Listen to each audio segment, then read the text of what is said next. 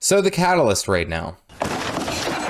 I'll be the first one to admit, I'm the average enjoyer of the Catalyst. I've been playing it basically since End of Dragons has come out, and I have absolutely loved it. Specifically using a hammer and being able to just demolish foes with a couple of swings, it's been a lot of fun. But right now, the Catalyst is... dramatic. Is he all right? Pause! Got a major problem. This is only pale in the comparison of the problem that I think it might have coming up in Secrets of the Obscure, and why a couple of certain builds are going to just be devastating once this new expansion comes out. So let's go ahead and unpack what's happening. Okay, so first, for those of you who don't know, during the June 27th bounce patch update, they've reworked a handful of things within the Elementalist toolkit. More specifically, the Earth trait line, the Earth Grandmaster trait, written in stone, got reworked. Previously, it reduced the cooldowns of all of your signets and maintained their passive effect after using their active effect. Now, every time that you use one of their active effects, you keep the passive bonus while also generating an aura, depending on which signet you're using. Okay, that's pretty cool. All right, so I use Signet of Fire, I get a Fire Aura. All right, that makes sense. That puts it well together. And then on top of the June 27th bounce patch changes, they also updated the Dagger offhand ability Churning Earth. Now, previously, this was a 2-second cast for a bunch of damage and a bunch of bleeding. Now it's basically the same amount of damage, the same amount of bleeding, but it is only like half a second cast, and it's a finisher as well. It's a blast finisher. So I think you guys can understand where this is going. So the Catalyst, hi again, it's me, specifically is all about aura generation. Every time that they generate auras, they gain a stack of elemental empowerment. Elemental empowerment increases the overall stats of the Catalyst by 1% for every stack, up to a cap of 10. Okay, so you get 10 stacks, now you have 10% increase to all of your stats. That's fantastic. Okay, cool. And for the most part, if a Catalyst wants to generate a stack of elemental empowerment and gain an aura, they have to use a finisher within a combo field. Now, it could be their field or someone else's field on their team or just out in open world, that happens, or one of the ones that they generate through the Jade Sphere. Regardless of the finisher that they complete within a combo field, it generates an aura depending on which attunement that they are in. And you would have to play this little bit of a mini game to keep up the stacks of elemental empowerment so that you can essentially capitalize on the Grandmaster trait, which is Empowered Empowerment. Empowered Empowerment is on the final trait line that offers a 100% increase to the stat bonuses if you are at 10 stacks of elemental empowerment. So if you could maintain staying at 10 stacks of elemental empowerment, you would have 20% increase to all stats across the board, which you can imagine is a crazy DPS boost, crazy survivability boost, everything. It is so much power behind this damn ability. But the Elementalist, and specifically the Catalyst, would have to work very hard to be able to maintain all 10 stacks while also finishing and doing all of those, that dance and gaining auras within their fields or within anyone else's fields, just to make sure that they could keep those stacks. Okay, that was the difficult part. You're having a bad day? Did you die? On top of doing open world or even strike missions or raiding or anything that requires you to pay attention to mechanics, it became very difficult. And this is also one of the caveats of playing a Catalyst. A lot of players didn't necessarily enjoy playing the Catalyst because it's not easy. Now enter in the signets. Okay, so the signets, of course, are now able to essentially generate an aura on demand if you were stacked into the Written in Stone Grandmaster trait line. And you pair it with an elite specialization that's all about generating auras and has that as their main focus as far as their rotations are concerned. You see where I'm going with this. Yeah, boy. And then on top of that, you have a dagger offhand ability that just got reworked to generate a blast finisher very quickly, and a whole bunch of condition damage that goes with it. And most of the signets will either cause burning or bleeding, or some other passive effects, but burning and bleeding being the major conditions that you would use.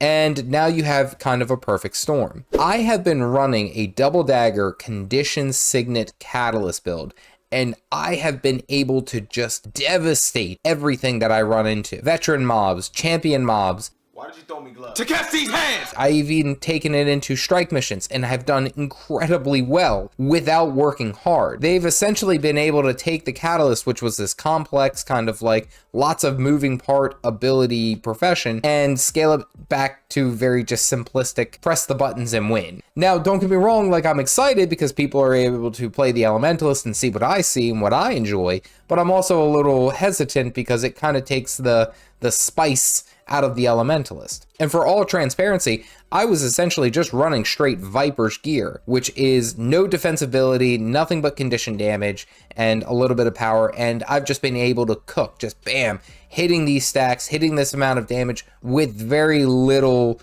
extra effort. Just press the buttons when they're up, and then you're good to go.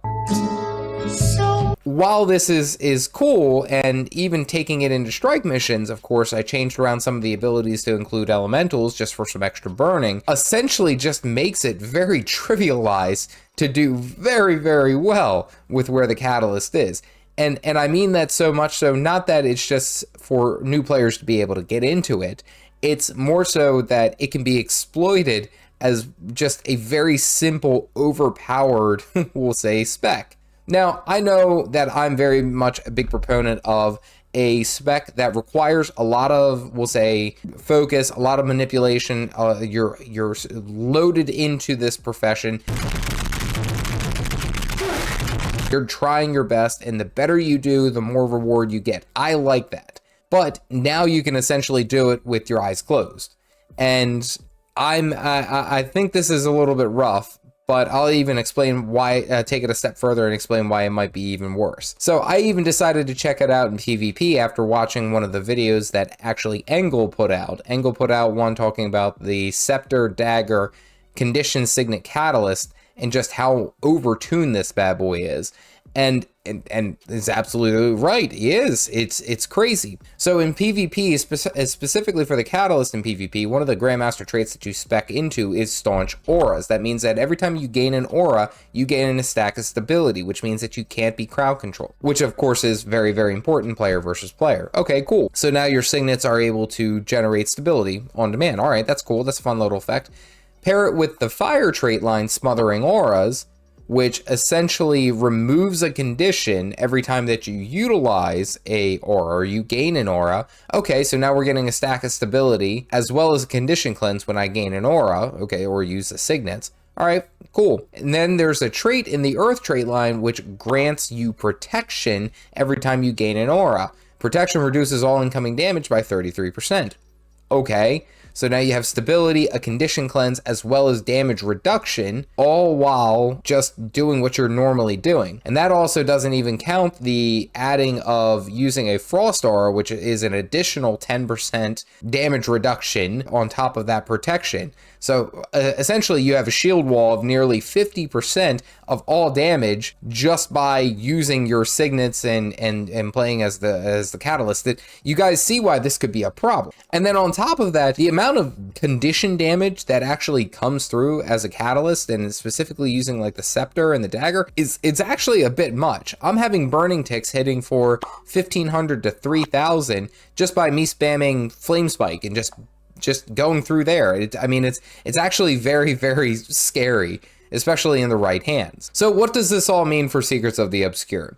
So in Secrets of the Obscure, you'll be able to utilize all of the new weapon skills across the board for the elite specializations. That means that you'll be able to use a hammer as a Tempest, or you'll be able to use a sword as a core elementalist, which is very, very cool. I like having all this bit of diversity across the board. What I'm calling now, what might be one of the more intense, we'll say, just like overpowered builds, and I'm calling it now, Write that down, write that down!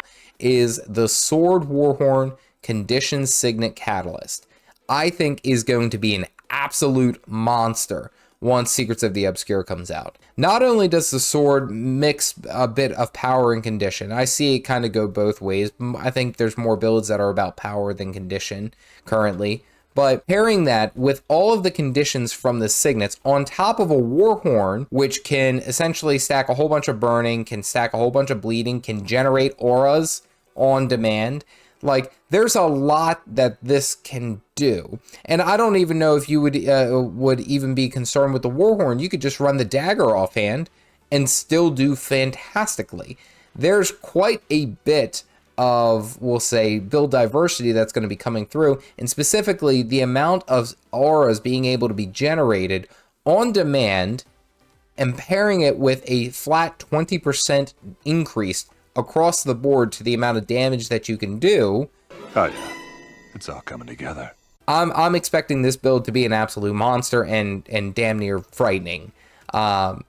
Now, I did test this build and I did mess around with it a little bit during the Weaponmaster beta not too long ago, and I honestly think that it, like, my initial thoughts were true. After being able to play around with the Written in Stone abilities and the dagger offhand, which is my current build right now, I don't even use my hammer anymore.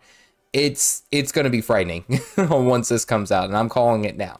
But what do you think? Tell me down below. I'm interested in seeing what you guys think about the Catalyst and seeing specifically where you think it will land. What's your experience? If you guys want to learn more about this build that I was talking about and some other builds that I'm actually really interested in for the Secrets of the Obscure Weaponmaster, we'll say open, check out this video here. This is going to show you my 3 crazy beta builds. Stay caffeinated, folks.